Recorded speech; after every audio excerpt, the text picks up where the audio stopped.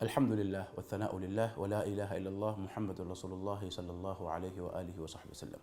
Mwenyezi Mungu atuambia katika Qur'ani, walladhina hum li furujihim hafidhun illa ala azwajihim au ma malakat aymanuhum fa innahum ghayru malumin faman ibtagha wara'a dhalika fa ulaika humul aadun.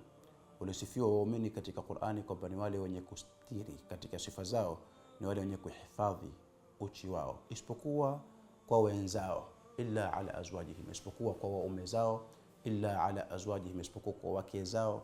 Yote waweza kufasiri kwa sababu zauj ni mume na zauj ni mke, ni kilima ambacho chatanganya baina ya wanandoa pande zote mbili. Illa ala azwajihim, kwa mkeo, kwa mume wako waweza ukawa uchi vile unavyotaka kuwa uchi, ukiwa ni wewe na yeye peke yake.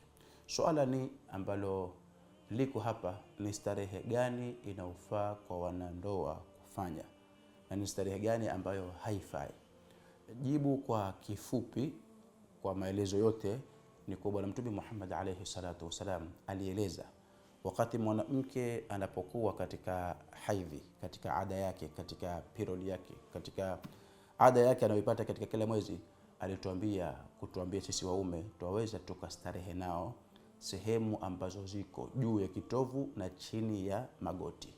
Yani laka ma fawqa al-izar, ni haki yako wewe mume kucheza cheza na kustarehe na sehemu ambazo kwamba ziko juu ya kitovu.